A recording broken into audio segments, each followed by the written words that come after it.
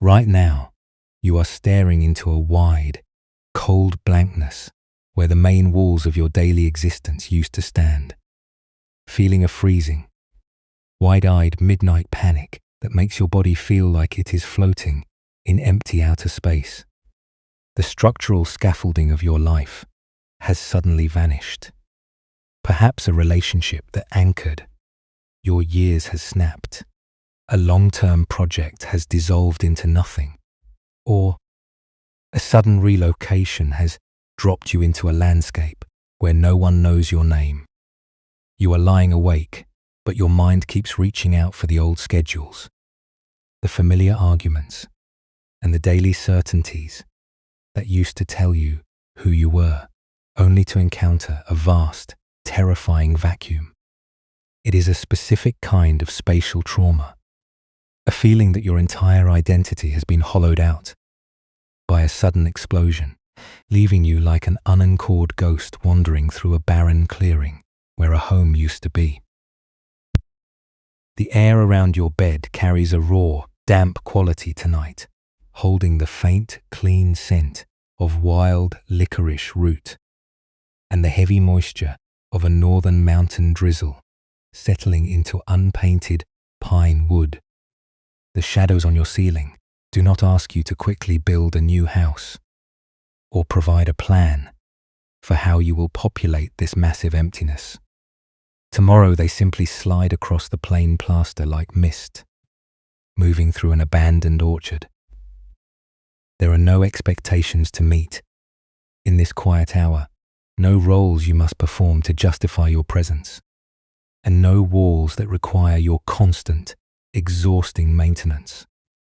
The mattress beneath you carries your weight with a neutral, unyielding strength, entirely indifferent to whether your life looks like a flourishing city or a cleared field of mud. In this sanctuary of cold twilight, the demand to be complete has been entirely suspended. If it feels right, take a slow breath into the very center of your ribcage, letting the sides of your body expand without forcing yourself into a rigid posture of spiritual readiness. There is no need to force anything to shift in your heart right now, and you do not have to invent a brand new destiny to fill the gap that is making you tremble. What you are feeling in this heavy, unmapped hour is not a sign that you are broken, and it is not a failure of your emotional intelligence. This agonizing sense of displacement is simply the raw exposure of a mind that has lost its traditional enclosures, left like a deserted silkworm shed whose wall panels have been removed, leaving only a bare, skeletal timber frame exposed to the high weather after the harvest. Tonight, we will not force the mind to be silent, because a heart that has lost its primary structure cannot be pacified by a harsh command to stop fearing the wide-open sky. There is a strange liberating paradox at the core of this structural rupture, a surprising piece of Buddhist insight that offers itself like an endless horizon when your old house has been completely cleared away. The torment of standing in a barren landscape does not happen because your life force has dried up or because you have lost your capacity for joy. It happens because the ego can only understand its own existence through its enclosures. We become so accustomed to the walls of our relationships, our locations, and our routines that we mistake the boundary of our rooms for the boundary of our true self. When those walls fall, the mind experiences the open space as a tomb, a terrifying exile into a wasteland of isolation. But the wisdom of the non-self reveals that when the enclosures of your identity are removed, you have not been destroyed. You have simply been restored to the unconfined, borderless sky that never needed a roof to be perfectly secure. Dear friend, right now, maybe you have felt this too, the immense, hollowing fatigue of trying to hold up a ceiling that has already collapsed, replaying the moments of the rupture in the dark, because the vast blankness of your future feels too terrifying to look at. We spend our lives weaving dense, protective structures around our spirits, believing that our worth is directly tied to the size and solidity of our enclosures.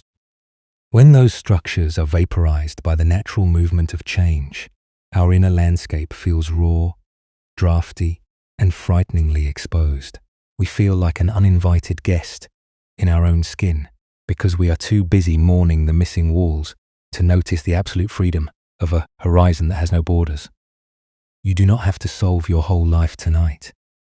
You do not have to rebuild your entire social world before the clock reaches the early hours of the morning. Nothing is required of you now. Absolutely nothing. You are safe enough to soften. The rough timber beams of this room do not look for a blueprint before they shield you from the downpour. The cold earth beneath the foundation does not demand a certificate of completion before it supports your frame through the darkness. Your spirit is permitted to have its wide, quiet blanks, its seasons of total unalignment where the old paths have been wiped out, and the new country has not yet emerged from the mist. Your validity is not a building. You must constantly defend against the weather. It is the immediate, physical reality of your breath, rising and falling in the quiet dusk, completely sustained by the deep mattress beneath you. Slowly, the noise of your old structures begins to drop away as we lift our awareness from the broken fragments of your daily routine. Imagine yourself standing at twilight on a high wind-scored ridge in a northern province during the late autumn. Leafall. The air here is thin and crisp, smelling intensely of wet thatch, damp mountain pine, and the clean, cold moisture of low clouds moving through the valleys.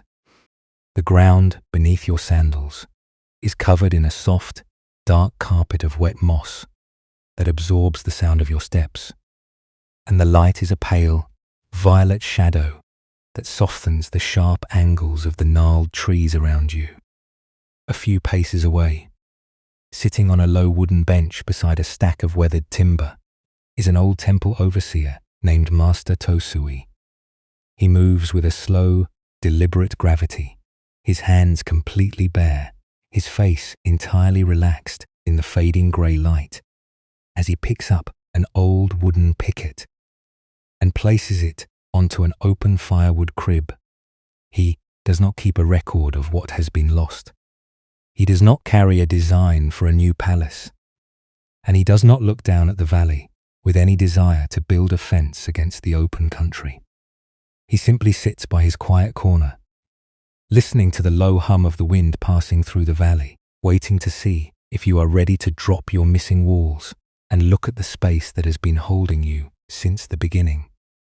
As you step closer to his wooden bench, the cold mountain drizzle presses gently against your face, grounding you in the immediate reality of this specific wilderness sanctuary. Tosui does not give you a lecture about your potential or offer you a new plan to make you feel secure again.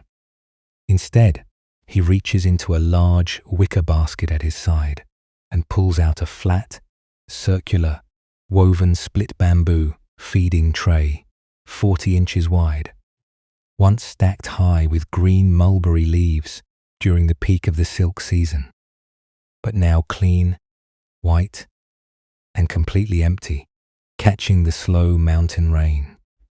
This is where we begin to see what your long attachment to your life's enclosures has done to your internal posture, and what we must learn to drop into the cold earth before the deep, healing sleep can find your eyes. The faint, rhythmic rattle of the empty bamboo tray catching the mountain. Drizzle echoed softly against the bare framework of the ridge. Master Tosui ran his rough palm along the circular rim of the split bamboo weaving, his fingers matching the dark, seasoned texture of the fibre as he rested the broad disc flat across his knees. The cold mist from the northern gorge had crawled up over the timber floorboards, filling the interior of the roofless structure with a thick, unmoving grey twilight that made the heavy corner posts look like pillars carved out of the clouds. In the mountain borderlands of this province, Tesui began to speak, his voice low and heavy, matching the unhurried thud of the firewood blocks he had stacked earlier. There lived a man named Juro. For 30 years, Juro had worked as the master breeder of silkworms for the regional estate, a man whose entire sense of self was bound to the complex, hyper-controlled architecture of the breeding houses. He knew exactly how to balance the temperature of the fermentation ovens, how to seal the paper screens against the slightest draft, and how to distribute the fresh mulberry leaves across the massive feeding tiers. He lived in a world of dense enclosures, surrounded by the constant, gentle scratching sound of thousands of spinning worms, completely protected from the wild weather of the outer ridge. Juro believed that his safety, his honor, and his very name were entirely woven into the tight, warm walls of his profession. But the mountain does not consult the plans of men before it moves its earth. During a season of torrential summer rains, a massive landslide tore through the upper valley, obliterating the ancient mulberry groves and crushing the breeding houses down to their foundations. In a matter of minutes, Juro survived the disaster by climbing into a stone root cellar. But when he emerged, his entire structural world had been completely vaporized. He was left with nothing but his bare hands and one single 40-inch circular bamboo feeding tray that had floated down the mud stream. He retreated to a high, abandoned silkworm shed that stood on the highest wind-scored ridge of the northern slope. The structure was a mere skeleton. Its woven wall panels had been ripped away by old storms. Its roof was half open to the elements, and its interior was completely empty. Every night, Juro would sit on the bare pine floorboards, his hands shaking as he held the circular tray against his chest, his mind spinning in a frantic, exhausting loop. He would replay the sound of the landslide, mentally trying to rebuild the walls of his old breeding house, trying to pre-think how he could resurrect his lost routine in a country that had been turned to barren clay, the vast, silent mountain space that surrounded his roofless room felt like a terrifying void, an executioner's chamber that made him feel like an unanchored ghost floating in a freezing sky. He stared at the empty bamboo tray for hours in the dark, believing that because his enclosures were gone, his life had been reduced to a meaningless ruin. One afternoon, as a cold, biting mist began to turn the mountain grass to silver, Juro sat in the corner of the skeletal building, his chest locking tight with that specific, wide-eyed panic that tells you your identity has been completely erased. The utter absence of walls made his skin feel raw and exposed, and his mind kept reaching for his old schedules to escape the current invisibility. It was then that Master Tesui walked up the rocky path, his hemp robes heavy with moisture, his bare feet moving without hesitation over the wet slate. He did not offer Juro words of comfort about his loss, and he did not bring a bundle of new wall panels to seal the building. Instead, he walked directly to the trembling man, reached down, and took the broad, circular bamboo tray completely out of Juro's desperate grip. "Come out to the edge of the ridge, Juro," the old overseer commanded softly, his unpolished voice carrying the slow mass of the mountain bedrock. Let us see if your spirit can survive without a ceiling. Juro followed him out onto the bare, wet rocks, his teeth chattering in the mountain wind, his arms wrapped tightly around his own ribs to protect himself from the vast open view. Tosui walked straight to the lip of the cliff where the grey sky met the lower valley in a seamless curtain of cloud. Then, with a sudden, deliberate movement, the old master lifted the 40-inch bamboo tray and placed it flat onto his own head like an enormous, wide-brimmed straw hat, standing perfectly still as the mountain drizzle began to plink against the woven fibre. "Look at this tray now, Juro," Tosui said, his face completely calm beneath the broad bamboo rim. When it was inside the breeding house, stacked on the heavy timber tiers, it was only useful when it was crowded with leaves and hidden from the weather. It was a prisoner of your ambition, helping you maintain a tiny world that could be crushed by a single stone. Juro stared at the old man, his chest heaving, his mind refusing to drop its defensive armor. "But the breeding house is gone, Master," Juro cried out, his voice nearly lost in the wind. "The walls are buried in mud, and this tray is empty. Without the screens to protect it, the rain will rot the wood, and the wind will blow it over the cliff. I am standing in a wasteland with nowhere to hide my shame." Tosui stepped closer, the water streaming off the edges of the bamboo disc like a miniature curtain of beads around his weathered face.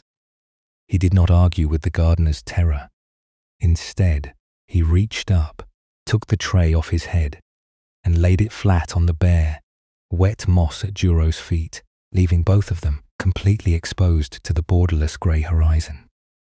"Look up from the wood, Juro," the old nun said gently, pointing his bare hand toward the vast expanse of the clouds, moving through the northern gorge. "Did the landslide bury your capacity to breathe when it destroyed the paper screens? Did the mud erase the space that allows the mountain to exist? The tray is not broken because it is empty. It has simply been released from the burden of your harvest. Your panic does not come because you have lost your true self. It comes because your mind is still trying to live inside a room that no longer has a floor." Juro looked down at the empty white bamboo circle on the moss, and then up at the immense, unconfined sky that stretched out in every direction without a single wall, pillar, or boundary fence to mark its ending. In that slow, silent twilight, as the rain continued to fall through the skeletal rafters of the old shed, a profound wave of emotional recognition passed through his throat. He saw with absolute clarity that his life had not been exiled into a tomb. The removal of his walls was not an execution. It was his return to the borderless ground of pure awareness that had always held his spirit before he ever built his first enclosure. The safety he had spent 30 years defending was a fragile prison. The emptiness he feared was the very landscape of his liberation. As you rest here in the cool, slow dark of your own room, tonight, let that image of the bare bamboo tray on the wet moss settle into your awareness. Notice how the wood does not strain to manufacture a new wall to protect itself from the cloud. You do not need to construct a new identity to justify your existence tonight. And you do not need to populate your empty weeks with fresh anxieties to feel real. You can allow the vanished structures of your past to drop completely into the valley mud, letting the rigid architecture of your old certainties dissolve into the wide, unconfined freedom of this autumn ridge. The empty bamboo tray rests silently on the dark, wet moss, completely still. as the cold mountain mist drifts across its woven split bamboo fibers. As we sit with the echo of that vast, borderless view at the edge of the cliff, this image begins to press softly against the outer boundaries of your own hidden midnight panic. This ancient story is not telling us to stop feeling, nor is it asking us to become cold, detached, and indifferent to the deep callings, the shared homes, or the long relationship structures that have shaped your years. It is not an invitation to live with a flat, frozen numbness, to deny your natural grief over what was lost, or to view your years of building a life as a meaningless waste of time. Instead, it is showing us something much quieter, a profound softening in our internal space that allows our natural presence to return to its deep, unconfined capacity. When we look directly into the center of our nighttime disorientation, we find that the deepest torment we carry was not born from the simple, neutral fact that the external structure collapsed or the paper screens were torn away. The acute suffering was created by the specific way the mind held what happened in the language of the awakened heart. What we often describe as the illusion of a permanent self is that tight, defensive clenching in your chest that insists, if I am not enclosed within this specific relationship, if I do not have this exact schedule, or if I am not living in that precise location, I am completely invisible. I am empty, and I have no right to occupy this space. It is the desperate grip that turns our natural desire for belonging into a rigid, suffocating framework, straining to find our reflection in an empty clearing, while the living presence of our spirit remains entirely unobserved beneath our private grief. We call this craving, not a hunger for material wealth, but a desperate, exhausting thirst for a static identity, an absolute certificate of structural safety that we can hold up to the light before we alight, before we allow ourselves to take a single, unforced breath of rest. When you spend your night mentally reviewing the ruins of your old life, replaying the moments of the sudden rupture, and trying to pre-think a new set of walls to protect you from the blankness, you are dragging an entire mountain of heavy timbers onto the fragile floorboards of your present moment. You are loading your internal landscape with evidence that belongs to an arena that has already been cleared away by the season. One of the greatest insights of ancient wisdom is that we cannot always control the first pain, the sudden conclusion of a multi-year project, the unexpected departure of a lifelong partner, or the neutral fact that human landscapes change and dismantle our hard work. But we can learn to stop adding a second wound to the first. The second wound is the one we inflict on ourselves when we treat our empty calendar as proof of our own uselessness, turning our present awareness into a drafty prison that smothers our own spirit. True mindfulness, when translated into the immediate language of your tired heart tonight, is simply the newly discovered ability to observe a vast, open space without immediately treating it as an absolute tomb. It is the capacity to notice that your mind is spinning a panic narrative about your isolation, and to watch that thought happen without letting it load a single new wall panel into your hands. You can acknowledge the feeling of being unanchored without choosing to lock your body into a state of permanent defense. When you practice this, you begin to cultivate an inner surface that resembles the open, skeletal framework of the deserted shed rather than the tight, hyper-controlled heat of the breeding tears. You become spacious. You allow the changes of the world to approach. You meet them with immense grace, but you do not allow their shifting boundaries to determine the ground of your existence. This brings us to the gentle, unburdened truth of impermanence, which is the simple realization that you do not possess a single fixed enclosure that can be permanently taken away from you. Your value is not an active building hidden in an archive. That a sudden landslide can erase it is a continuous, living stream of awareness and care. Your current blankness, your quiet hours, your moments of deep spatial hesitation, these are not secret defects that prove you have lost your way. They are simply the necessary clearing of the soil before the next season can find its roots.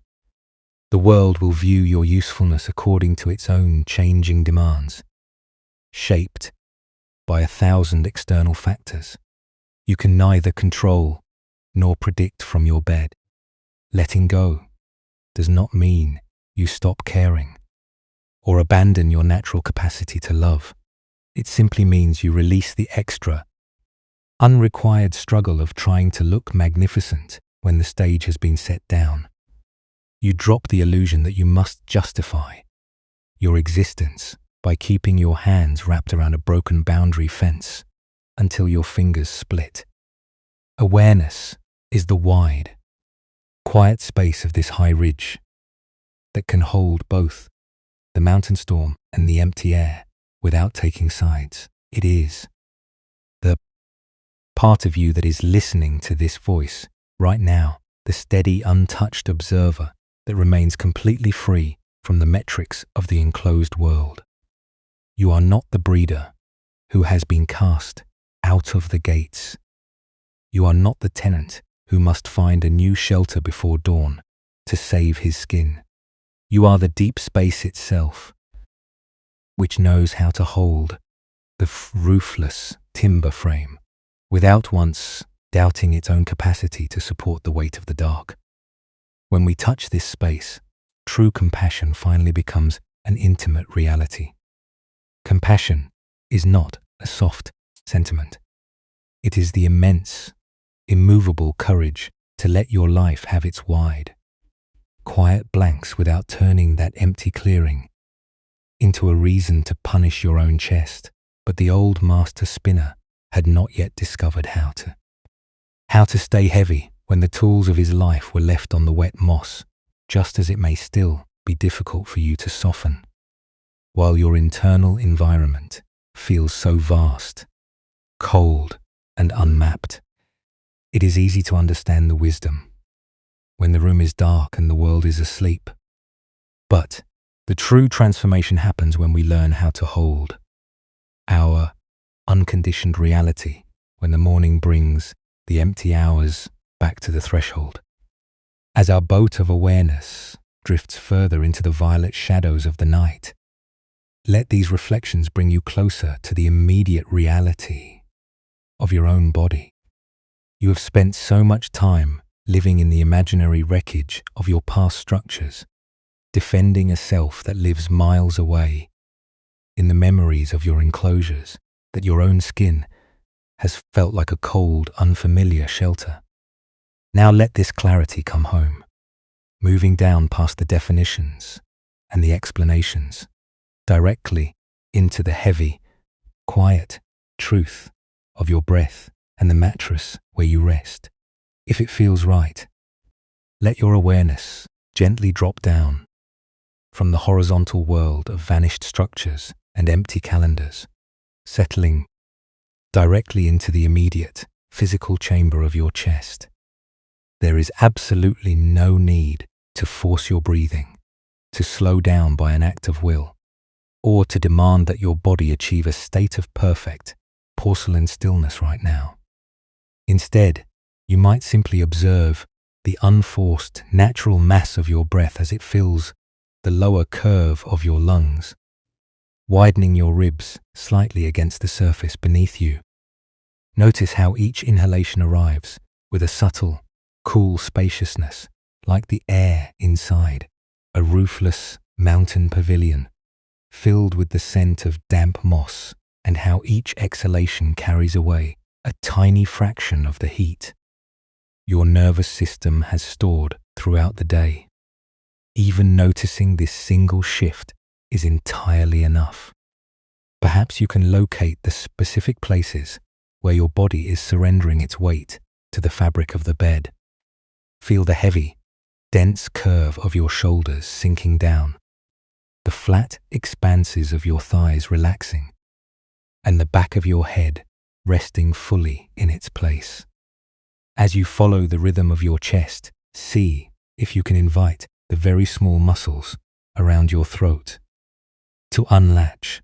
There is an ancient, tight guarding. We hold there a subtle clenching of the jaw that comes from constantly trying to look structurally sound, trying to brace ourselves against the feeling of being unanchored or left out in the open. Let that armor drop. Allow the skin across your forehead to become smooth and soft, like the surface of a dark, weathered piece of mountain pine when the evening wind completely dies away. Now, without any trace of frustration or self-judgment, notice one specific scenario or memory that has been persistently asking for your attention tonight. It might be the remembered shadow of a relationship where your presence was critical, the heavy anxiety of an empty day stretching ahead of you, or that low-grade alarm that whispers, "You must build a new house immediately to keep your life from shattering." Do not try to push this mental visitor out of the room, and do not try to use your willpower to crush it. If we fight our sense of emptiness, we are merely pulling harder on the old lines, causing the tension in our spirit to scream more frantically. Instead, just let this thought be seen, exactly as it is, holding it with a quiet, spacious permission. Imagine that you are looking at the long, hollow wooden structure of the deserted silkworm shed resting on the high ridge. Feel the dry, unpainted texture of its timber grain, and notice the rows of heavy wooden sliders along the side, each one still closed tightly to shut out the vast, neutral grey sky of your old duties, your past titles, and your daily performance. In your mind's eye, see yourself reaching out, your hands completely empty, and gently beginning to slide these heavy woven panels back, one by one. You do not need to pull them with violence. You are simply untying the tight enclosures that have kept your chest under constant, agonizing pressure for decades. Watch the first panel, the line of your relationship status, slither away from the frame, falling silently into the dark brush below. Watch the second panel, the line of your public usefulness, loosen its grip, sliding off the tracks until the bare timber skeleton is exposed. Notice what happens as you hold this image in your imagination. You do not need to play a new role, and you do not need to replace the missing walls with fresh wire. You are simply the observer, looking directly at the bare, seasoned wood without allowing its emptiness to crush your present house. The enclosure belongs to the past season. The performance belongs to the estate. You are simply the space that allows both the structure and the open sky to exist. You are letting the frantic energy of your old productivity rest inside the uncoiled silk without letting it splinter your own bones. Now, if it feels right, imagine leaning down and letting those loose, dry wicker lines fade completely into the grey carpet of unswept needles on the pavilion floor. Let your fingers slowly release their imaginary grip, allowing your hands to open wide in your bed, palms facing upward toward the ceiling. Watch what happens in the darkness of your mind when you stop trying to maintain the tension on this instrument. The timber sounding board remains completely whole, its hollow interior dark, cool, and vast, absorbing the silence of the mountain without a single crack. The bare wood does not weep for the melody that has ended. It simply rests on the straw mat, its grain expanding slightly in the damp autumn air. You can return to the heavy, grounding safety of your own breath whenever you are ready. There is an immense, unburdened freedom in allowing yourself to realize that your life does not have to be an active broadcast built against an external script. Tonight, your only assignment is to let your presence find its own natural weight, undisturbed by the empty slots that may or may not be waiting for you next week.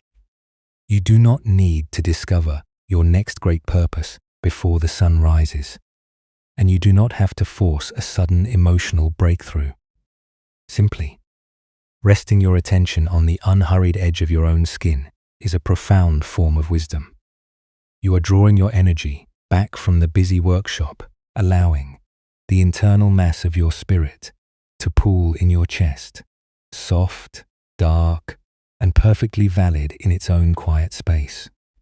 But the old temple overseer has not finished his work on the mountain, and the young breeder's transformation had a much deeper layer to reveal when the threshold of the hermitage became slick with the late autumn frost.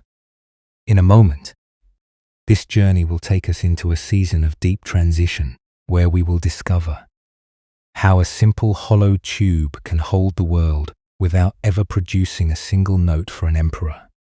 For now, let your ribs expand into the cool, dark room, feeling the absolute luxury of being completely unstrung by anyone, anywhere, for the rest of this night. The grey twilight.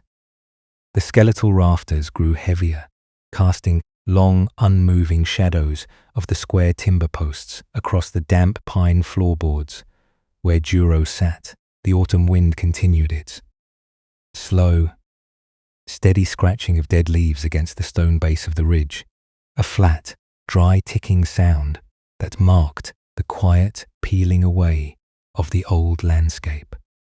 When the first severe frost finally locked the lower mountain trails, Master Tosui continued, his voice dropping into a lower, warmer register that seemed to vibrate directly through the unpainted wood of the pavilion.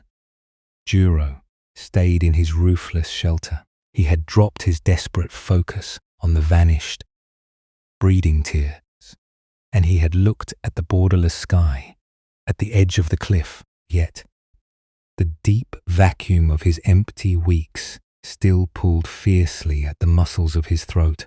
The panic of his missing walls did not instantly vanish. Just because he understood the lesson of the empty tray, it merely changed its shape, transforming from an active terror into a heavy, leaden sorrow that sat on his chest every morning before the sun rose. He spent his hours wandering the perimeter of the skeletal building, watching the clouds move through the open studs, feeling like a ghost whose world had been stolen by the earth itself. One evening, a young travelling builder arrived at the high ridge, his pack loaded with heavy cedar shingles and iron nails from the southern valleys. He carried a dynamic offer from the provincial council. The governor's family had cleared the landslide mud. They were building a massive, modern silk compound on the lower terraces, and they were looking for the old master breeder to return, sign their new ledger, and oversee the complex heat vaults once more.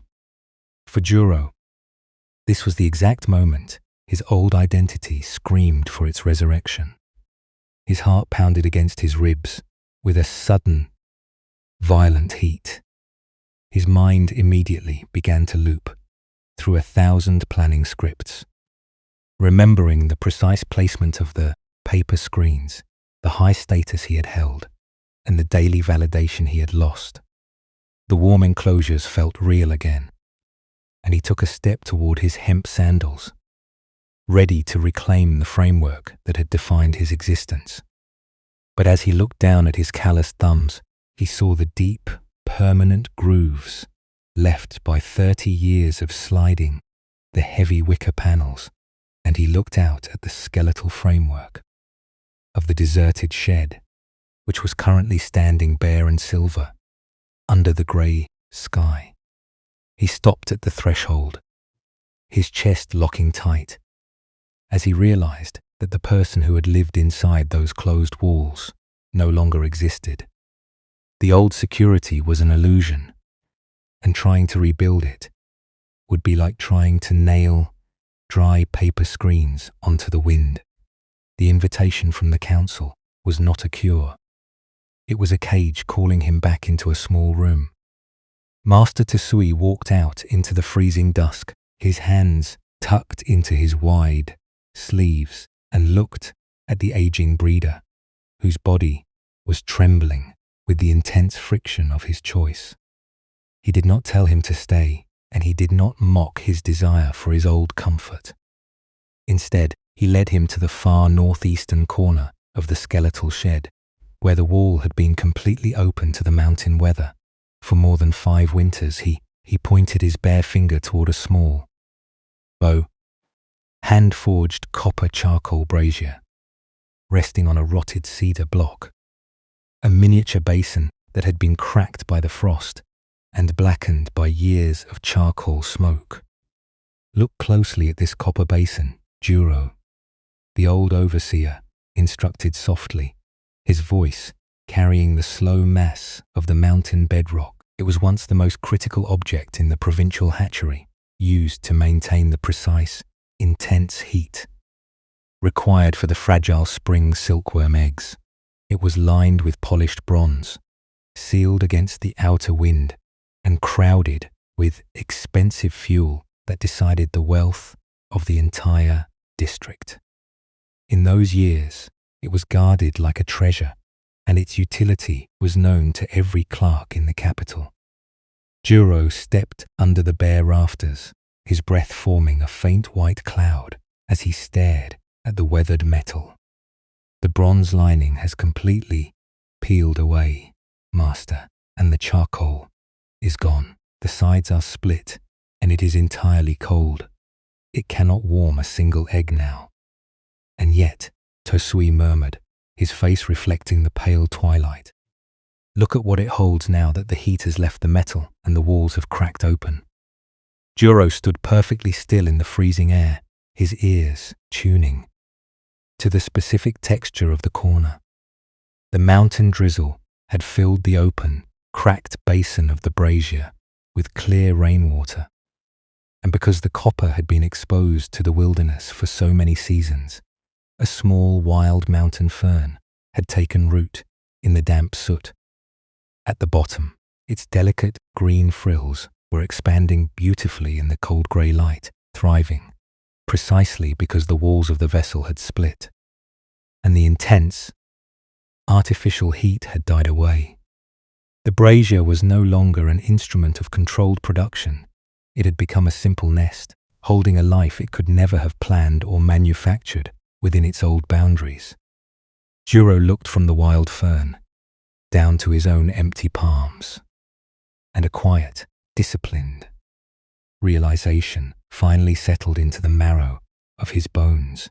He did not become magically perfect, and the grief of his sudden structural loss did not instantly vanish from his memory. The hurt of being discarded by the landslide remained a real scar on his history, a factual mark that he did not pretend was joyful. But he chose to make one small, subtle shift within his own chest. He took a long, slow breath of the frost-chilled air, letting his lungs fill completely, and he stopped the habit of treating his thoughts of irrelevance as the truth of his identity. He turned to the young traveling builder and gently returned the invitation, choosing to sit with the uncertainty of his bare, unrecorded mountain life rather than running back to the safety of an old performance. He was forgiving his history for letting go of the need to be a master of enclosures and choosing to inhabit the sacred vacuum of the present moment. He was no longer trying to be the closed vessel. that maintained an artificial heat he was resting, as the open frame that let the mountain wind and the wild fern grow straight through its heart. As you lie here in the absolute quiet of your own room tonight, let that image of the rain-filled copper brazier settle into the deep soil of your awareness. Notice how it does not apologize for its missing warmth, and how it does not try to manufacture a new charcoal fire to make itself feel useful again. You do not need to secure a new structure before the morning arrives, and you do not need to prove your legitimacy by rebuilding the rooms that have already been dismantled by time. You can allow the empty spaces of your life to remain completely open, trusting that the capacity to hold the horizon is already woven into the very fabric of your skeletal being. The low, flat, dry ticking sound of the dead leaves, dragging across the stone base of the ridge, continues to measure the vast silence of your room, washing over your thoughts until the whole night smells of wet cedar and unpainted mountain pine. As you lie perfectly still in this blue sanctuary of shadow, we can begin to unpack the complex, exhausting mechanism that keeps your mind running a secret trial while the rest of the world is asleep. It is not the external changes or the actual ending of your structural realities that drains your spirit of its natural joy.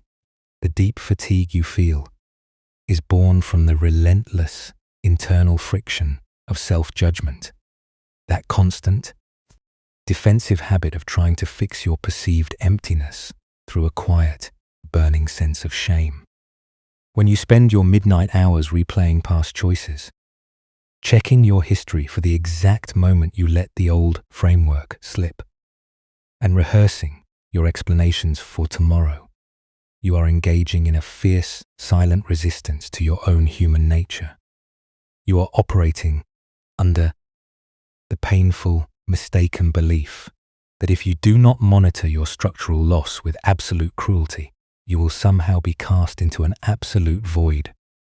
This desperate need for approval turns your mind into a frantic builder who is constantly checking a broken foundation, trying to carry an old blueprint across an empty field to prove it isn't useless. You allow the praise and the validation of your old peers to become a permanent verdict on your right to exist, turning your temporary state of transition into a heavy, static deficit. You stop being a real human being who is learning how to navigate an unmapped season, and you become the hollow shell, the person who must always double-check their own reflection before they are permitted to rest. This is where the ancient, clear-sighted psychology of Buddhist wisdom offers a profound doorway out of your self-made prison, speaking directly to the immediate ache of your heart, without a single word of academic jargon. The teachings show us that every life is touched by two entirely distinct forms of pain. The first pain is simply what life brings, the raw, unedited landscape of a world we do not control. It is the neutral fact that a season has ended, the natural occurrence of a structural collapse, or the sudden, icy shift in our relational duties. This first pain is clean. It carries no personal malice and no judgment. It is merely the changing weather of existence. It is like the empty, rain-filled copper brazier hanging in the skeletal corner of the old shed. The second pain, however, is entirely what the mind throws over that open vessel. The second pain is the bitter layer of self-condemnation, panic, and comparison that we pour into our own blanks.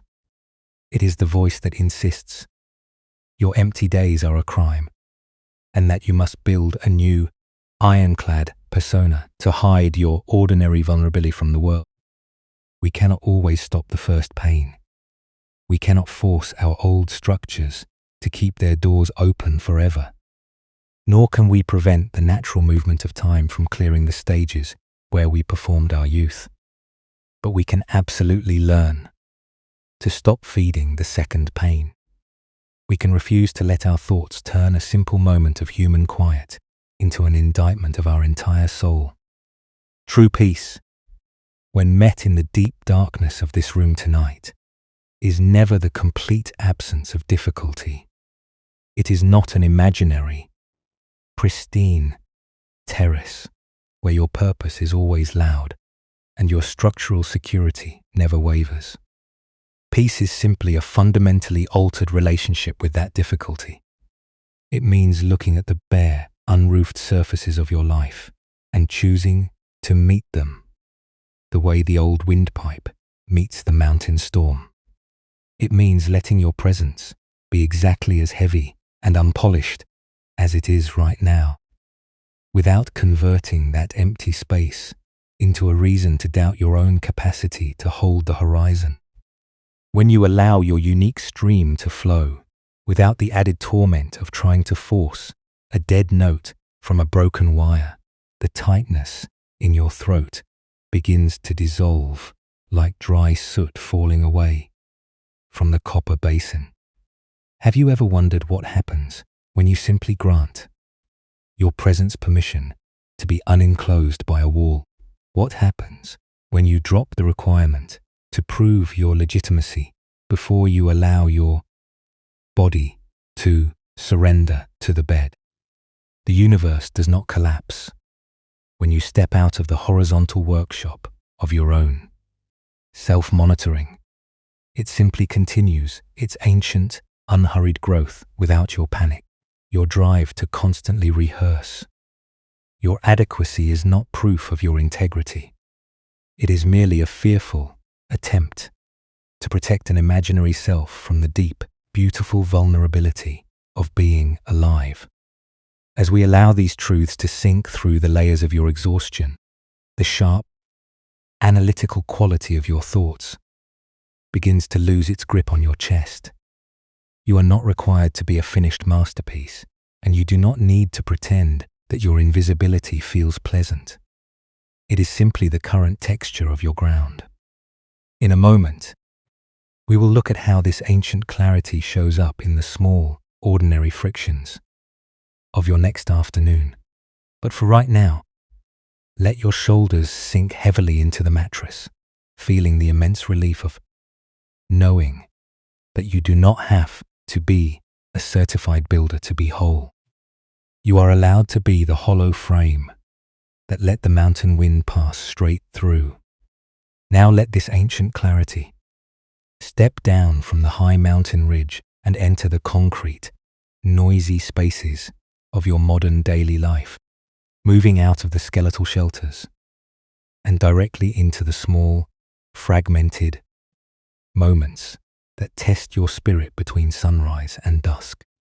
True, inner alignment is not something we save for a quiet walk near a rain-filled copper basin. It is practiced in the very ordinary, friction-filled intervals of your routine. It is found in that brief, suspended second before you unlock your phone to check for a reassurance text that hasn't arrived, or when you are sitting at your kitchen table late at night, staring at a blank calendar page, trying to maintain a brave face while feeling an immense, cold heaviness inside your stomach.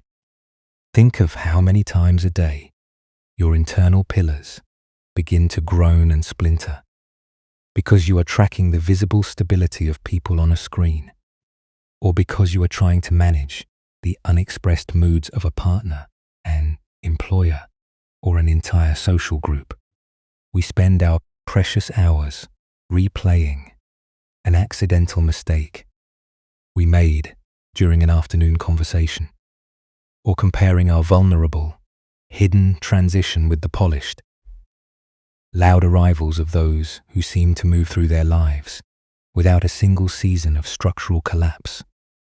We carry a constant, phantom guilt that tells us we are permanently lagging behind, that our current invisibility is proof of deficiency, and that any hour we spend resting must somehow be paid for through a prior state of complete emotional collapse. We smile while feeling heavy inside, pretending to be completely okay with the clearing of our landscape, when in reality, our chest feels like a drafty, empty corridor. But look at what happens when you bring the memory of the deserted silkworm shed into these small vibrating moments of your afternoon. You begin to realize that a single breath taken before you respond to an aggressive demand is not just a pause. It is a profound form of personal wisdom. It is the moment you step out of the hyper-controlled hatchery of your mind. You are choosing to care deeply about your world, your people, and your goals without gripping their outcomes so tightly that you tear your own skin. You can offer your love to a relationship or your dedication to a new path without allowing the frantic speed of the market to dictate the rhythm of your heart. Not every urgent thought that crosses your mind deserves your blind obedience, and not every heavy feeling you experience is a command to go out and rebuild your entire destiny on a broken foundation. When your mind whispers that you are failing because someone else has achieved their perfect structure early, can treat that thought like wind striking the open timber studs.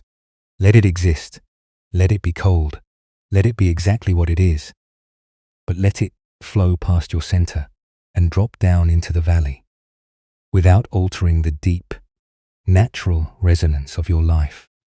You do not have to build an entire monument of new anxieties around every worry that flies your way. You can want rest without needing to justify its necessity to anyone, including your own internal critic.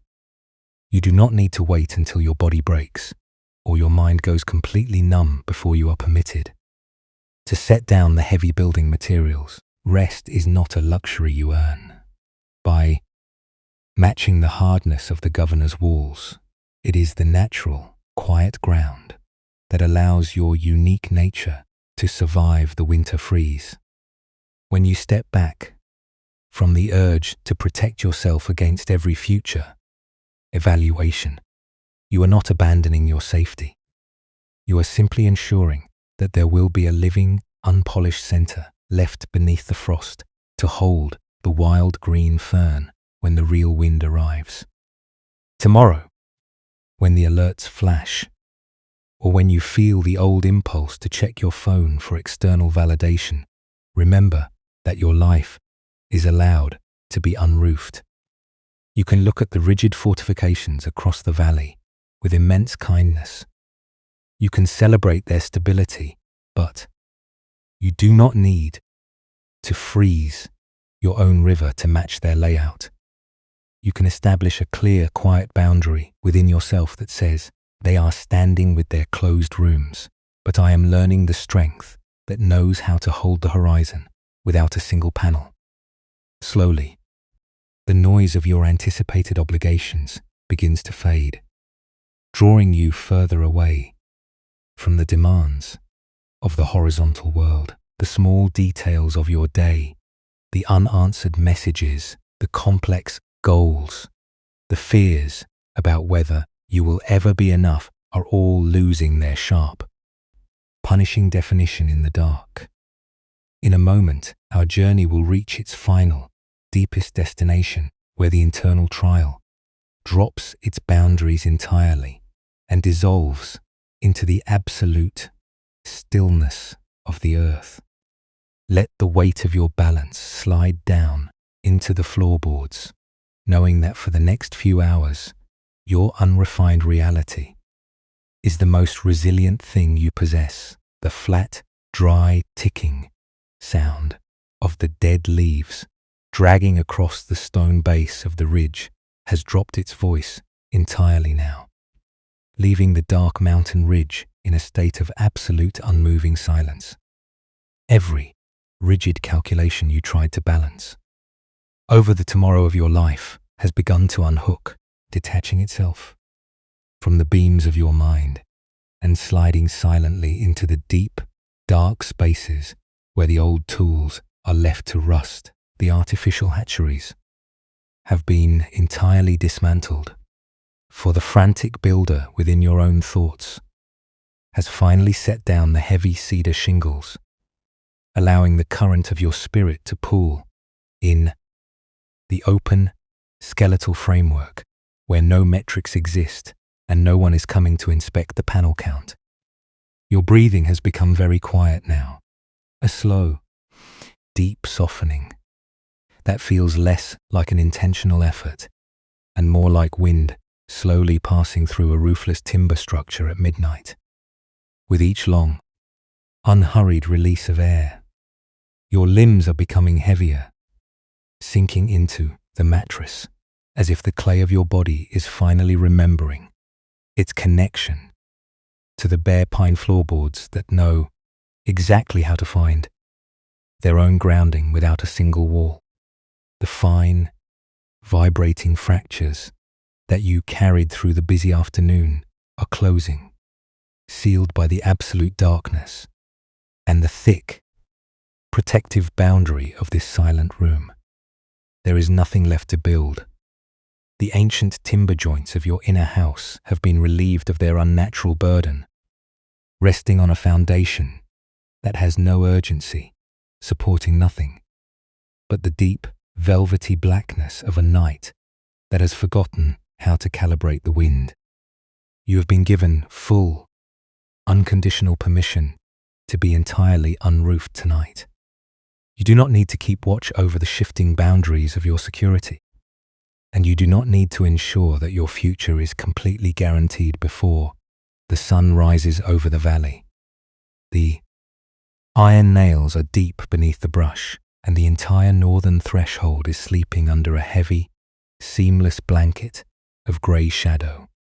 Let your chest widen into the cool air one final time, feeling the immense, unburdened luxury of a space that is completely unobserved, unmeasured, and exempt from the requirement to produce a single perfect relationship or career line for anyone else.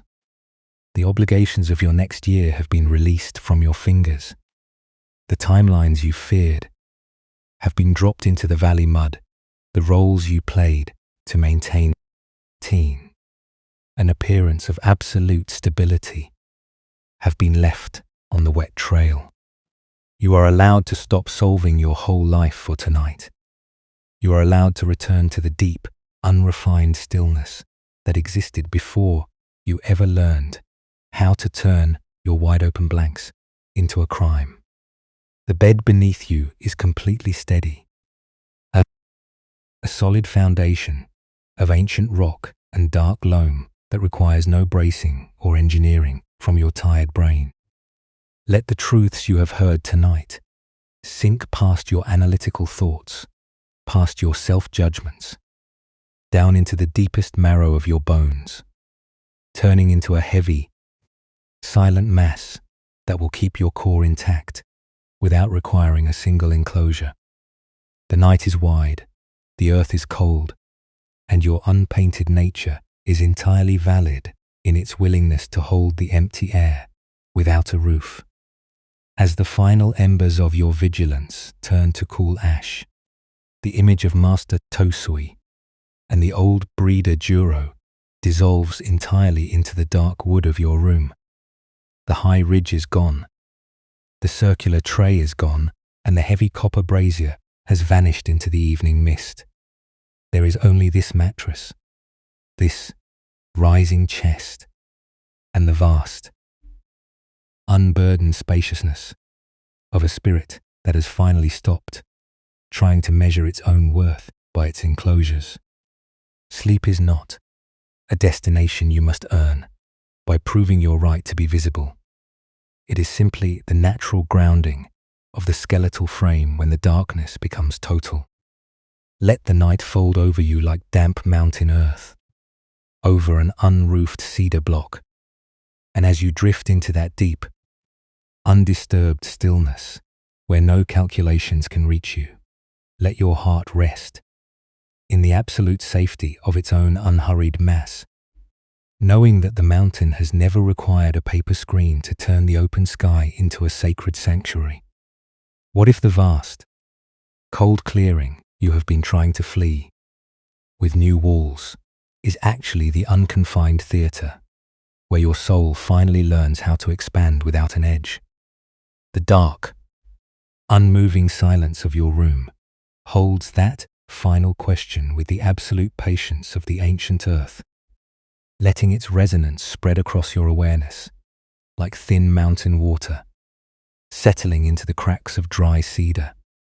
There is no urgency to provide an answer, no deadline to meet before the light returns, and no internal clerk standing by to record whether you have found a way to bridge the gap. The very structure of your striving has dissolved into this velvety dusk, allowing the muscles behind your eyes and beneath your jaw to drop their long, nocturnal vigil.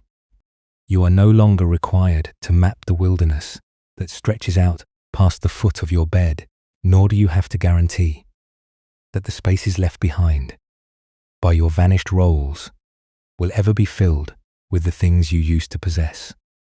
You can feel the heavy, grounding truth of this surrender flowing into your chest, a cool, horizontal widening that knows how to exist without a single boundary to keep it from spilling into the dark. We spend so much of our vital energy believing that to be wide open is to be entirely unprotected, viewing our empty seasons as a terrifying proof that the universe has somehow abandoned us to the storm. We mistake our paper screens for real shields, and when the natural movement of change sweeps them down the ridge, we treat our raw, unroofed skin as a profound moral failure. We create a terrible, secondary friction by demanding that our hearts stay small, warm, and tightly enclosed, even when the old valley has been completely cleared down to its bedrock.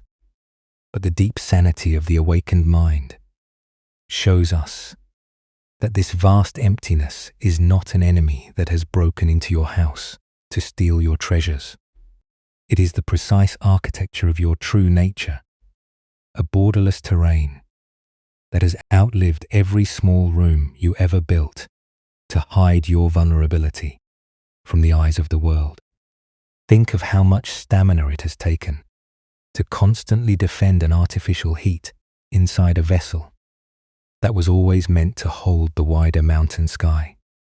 You've carried the heavy charcoal blocks of your performance for decades, sweating under the pressure of keeping your old structures from showing a single split, believing that your dignity lived exclusively in the thickness of your walls. But tonight, that exhausting furnace has gone completely cold, and the ash has been washed away by the neutral grey rain of the autumn dark. You do not have to rekindle the fire to prove you are alive, and you do not have to present a new ledger of your accomplishments to earn your place on this mattress. The skeletal frame of your being is perfectly capable of holding this immense twilight without an iron latch or an official seal of approval from the estate. Let the weight of this realization sink into the very base of your spine, feeling your torso become heavy, dense, and quiet, like a massive foundation stone that has been sunk into the mossy floor of the ridge for 1,000 years. It does not lean to the left to catch the gaze of a passing traveler, and it does not tilt to the right to measure its position against the straight pines of the lower forest. It simply holds its place in the dark, entirely indifferent to whether the sky above it is filled with bright summer birds or the biting frost of a northern winter. Your worth is exactly like that stone untouched, or the absence of the walls that used to frame your daily view, completely independent of the schedules that have been wiped from your hands. as you allow your frame to settle into this absolute stability. Let your awareness move down into the long, quiet expanses of your legs and the tips of your toes, letting them go loose and completely heavy against the sheets. They have spent the day walking through a landscape of ghost boundaries, trying to find a path through a country whose coordinates were entirely rearranged in a single afternoon. Let them rest from the march. There are no miles left to cover before the morning arrives. And there is no missing bridge you must mentally cross tonight to secure your survival. The road has ended at the edge of the clearing, and the clearing itself is your home now, wide, dark, and perfectly safe in its lack of definitions.